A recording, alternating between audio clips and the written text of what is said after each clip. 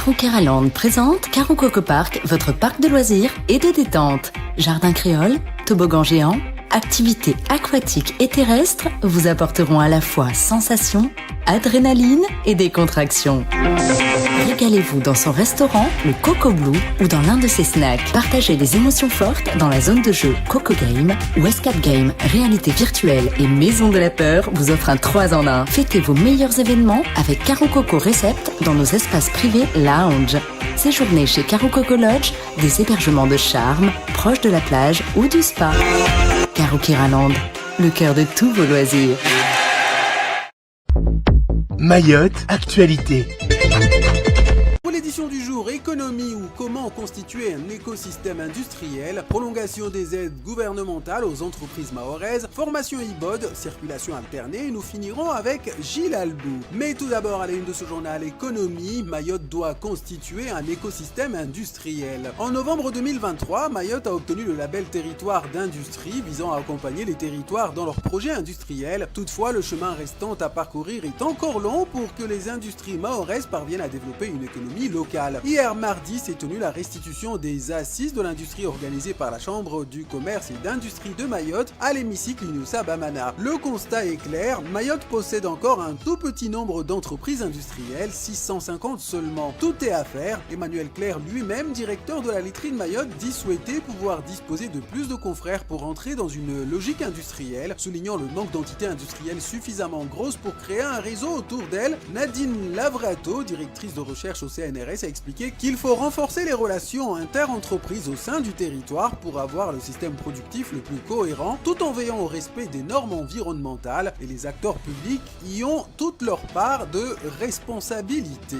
Et comme on dit chez nous, Jishtema, nous restons en économie avec la prolongation des aides aux entreprises mahoraises. Face à la crise de l'eau et aux conséquences des 36 jours de barrage, par l'arrêté du 8 mars 2024, et comme l'avait annoncé Marie Guévenoux, ministre déléguée aux Outre-mer, le gouvernement a décidé de prolonger pour le mois de février 2024 l'aide exceptionnelle destinée aux entreprises de notre île. Les entreprises qui ont déjà bénéficié de cette aide de septembre à novembre 2023 la recevront automatiquement sans aucune démarche supplémentaire. Et pour soutenir davantage les entreprises mahoraises en difficulté financière, le critère portant sur la dette fiscale a été revu. Désormais, les entreprises ayant des dettes fiscales inférieures ou égales à 1 500 € pourront également bénéficier de cette aide. Et pour en bénéficier, les nouvelles entreprises désormais éligibles appartenant au secteur défini par l'arrêté du 25 octobre 2023 peuvent déposer leur demande d'aide pour la période de septembre à novembre via l'espace particulier du site impôts.gouv.fr du 12 mars au 30 avril 2024. Les aides complémentaires seront versées automatiquement. Santé avec la nouvelle formation IBOD au CHM. Et c'est précisément l'Institut de formation aux soins infirmiers du CHM qui renforce son offre de formation spécialisée avec un nouveau programme accessible à 10 infirmiers ou infirmières déjà diplômés qui souhaitent en 2 ans devenir infirmiers de bloc opératoire ou IBOD. Il s'agit d'un projet en partenariat entre le CHM, l'hôpital de Nantes, l'IFSI de Nantes ainsi que le conseil départemental de Mayotte pour un coût annuel de 18 000 € financé par les 3 partenaires. Il s'agit d'une formation ouverte en priorité aux infirmières déjà en poste à Mayotte, leur permettant ainsi de ne rien débourser, mais elles doivent s'engager à servir le CHM pendant un minimum de 5 ans. La formation s'adapte aux conditions familiales des candidates puisqu'elle se déroule à Mayotte, des candidates qui iront en métropole uniquement pour leur stage pratique. Selon Ainoudine Salim, directeur des soins du CHM et directeur par intérim de l'IFSI, il manque actuellement 10 infirmiers ou infirmières évidemment, de blocs opératoires au CHM et lorsque le site de Tsingoni sera ouvert, il faudra également en combler les blocs. Cette formation de 2 ans vise justement à répondre à cette demande en infirmière ou infirmier évidemment. Mobilité avec la reprise de la circulation alternée à Mamoudzou.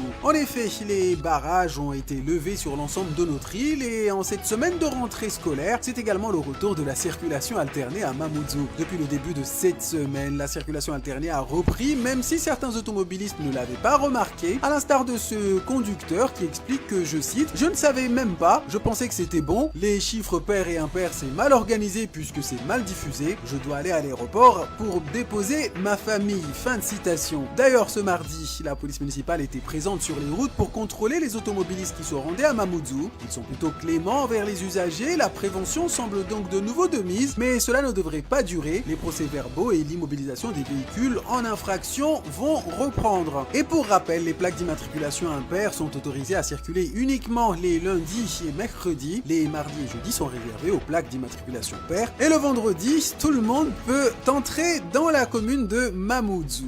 Je vous propose de clôturer cette édition avec cette nomination concernant un ancien recteur de Mayotte. Et il s'agit de Gilles Albou. L'ancien recteur de Mayotte est nommé conseiller éducation de Gabriel Attal à Matignon. Il s'agit d'une nomination très importante pour cet homme qui a œuvré pendant 4 ans à Mayotte. Il avait notamment mis en place la classe préparatoire aux écoles de commerce au lycée de Sada. D'ailleurs, à ce sujet, l'actuel recteur Jacques Mikulovic a expliqué hier matin dans la matinale de Kwezi que sur 20 élèves de cette classe préparatoire, 11 ont pu intégrer de grandes écoles en métropole. Le Premier ministre ne cache pas qu'il accorde beaucoup d'importance à l'éducation nationale et au défi de la maîtrise des savoirs fondamentaux. Mayotte pourrait ainsi compter sur son ancien recteur pour des conseils utiles à l'amélioration des connaissances pour la jeunesse mahoraise. Et en tant que conseiller du Premier ministre, Gilles Albou pourra sûrement aussi pousser les dossiers de Mayotte pour former des médecins mahorais à Mayotte avant de pouvoir poursuivre leurs études en métropole jusqu'au jour où le CHM deviendra CHU. Et en tout cas, bonne chance à lui. On était déjà en train de parler du premier sujet que je voulais aborder, donc on y va. Le premier sujet à aborder, c'est Citeo, l'éco-organisme en charge de la récupération et du recyclage, entre autres, de nos bouteilles plastiques consommées ici à Mayotte, lance une vaste opération qui vise à inciter les uns et les autres à ramasser des bouteilles, puis à aller les rapporter dans 24 points de collecte, de s'y inscrire. Et à la fin de l'opération, il y aura des bons d'achat pour de l'alimentation, de la décoration dans des entreprises partenaires pour des valeurs qui vont entre 50 et 150 euros. Alors, et ils disent dans leur communiqué de presse qu'avant que la pollution plastique ne se produise. Alors j'ai envie de leur dire, chers amis, ouvrez les yeux. Vous avez une très jolie photo que Omar et Ousmane vous ont affichée à l'écran, qui a été évidemment faite dans la mangrove de Mayotte, où l'on constate que la pollution au plastique est quand même une réalité. Wow. Les bouteilles plastiques sont là, y a pas de... et elles sont dans la nature, donc toutes celles-ci, elles sont déjà au fond du lagon et vont se retrouver dans l'estomac des poissons et donc dans notre organisme incessamment sous peu. Moi, je me demande si tout ça n'est pas une opération de communication, parce qu'on le voit bien, les contenants pour les bouteilles en plastique aujourd'hui sont pleins à craquer, ne sont pas vidés. Ce qui veut dire que la population a parfaitement compris ce qu'on attend d'elle, c'est-à-dire de ramener vers des contenants les bouteilles en plastique. Qu'est-ce que cette opération va changer si l'éco-organisme n'est pas capable, derrière, de traiter les bouteilles ? Oui, vous avez tout dit. En fait, le problème qui se pose à Mayotte par rapport à cet éco-organisme, eh bien, depuis plusieurs années maintenant, en fait, c'est la collecte. La collecte, c'est là où le bas blesse, mais comme quasiment tous les éco-organismes qui sont dans l'île, vraiment, lorsqu'on voit dans la nature, moi ça m'arrive de me balader souvent à la campagne là-bas et on n'y voit que des déchets, de la ferraille, des matériaux de construction. Alors ça, c'est pas la responsabilité de Citeo. J'ai parlé de tous les éco-organismes. Oui. Et donc je fais déjà une extension sur les autres. Et donc puis les bouteilles, les fameuses, les fameux plastiques qu'on retrouve partout. Et donc, ce qui pose problème, c'est pas tant le tri en lui-même, parce que il y a beaucoup de gens qui sont volontaires pour le faire. Bien sûr. Moi-même, qui n'étais pas spécialement dans le tri, c'est vrai que quand on voit la quantité de bouteilles qui sont importées ces derniers temps, alors forcément, on le fait. Et du coup, là, on a arrêté.